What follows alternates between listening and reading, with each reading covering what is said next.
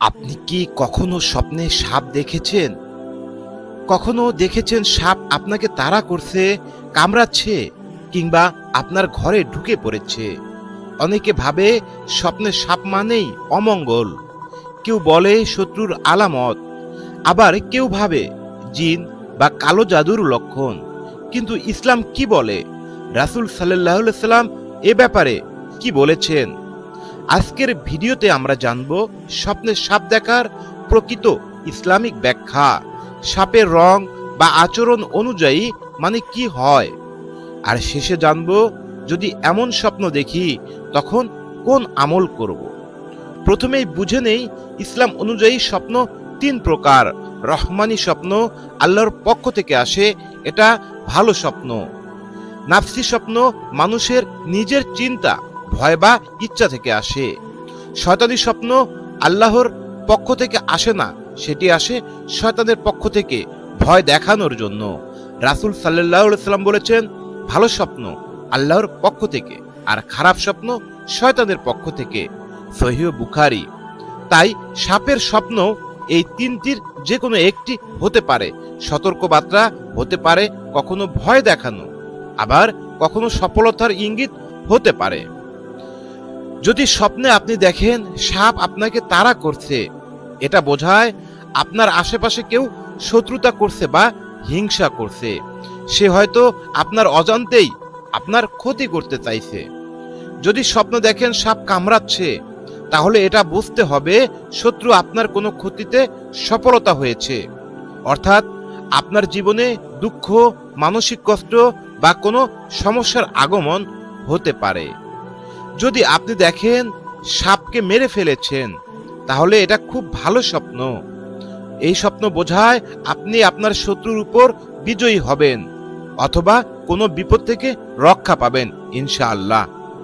যদি সাপ আপনাকে ঘরে থেকে দেখা যায় যে সাপ আপনার ঘরে আছে, তাহলে এটা হয়তো পারিবারিক মাধ্যমে বা আত্মীয় স্বজনের মাধ্যমে কোনো শত্রু বা হিংসুক ব্যক্তির ইঙ্গিত বোঝায়। যদি সাপ পানির মধ্যে দেখেন, তাহলে বোঝায় আপনার রিজিক বৃদ্ধি থেকে আরো বেশি বৃদ্ধি হতে পারে ইনশাআল্লাহ। কোনো সমস্যা বা দুশ্চিন্তা থেকে মুক্তি আসতে পারে। সাপের রং অনুযায়ী স্বপ্নের বিভিন্ন ব্যাখ্যা হয়ে থাকে। কালো সাপ স্বপ্ন দেখা শয়তান বা জিনের উপস্থিতি বা বড় কোনো বিপদের ইঙ্গিত হয়ে থাকে।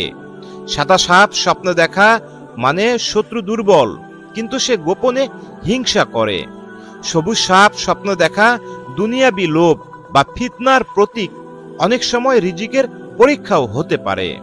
লাল সাপ প্রেম, রাগ বা সম্পর্কের মধ্যে অশান্তির ইঙ্গিত হতে পারে। হলুদ সাপ রোগ বা দুর্বলতার প্রতীক। এই ব্যাখ্যাগুলো ইসলামী স্বপ্ন বিশাদ ইমাম ইবনে সিরিন রাহমাতুল্লাহ এর ব্যাখ্যা থেকে নেওয়া।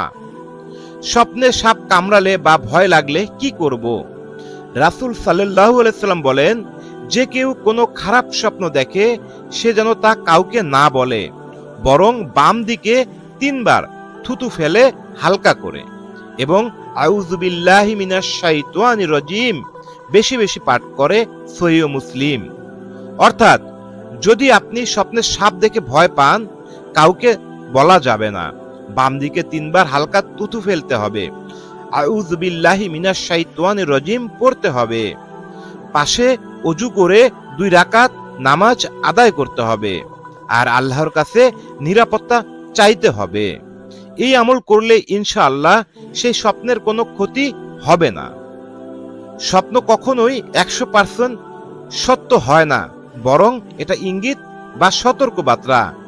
তাই এমন স্বপ্ন দেখলে ভয় পাওয়ার কিছু নেই, বরং আত্মসমালোচনা করে থাকে, আমি কি কারো হক নষ্ট করেছি?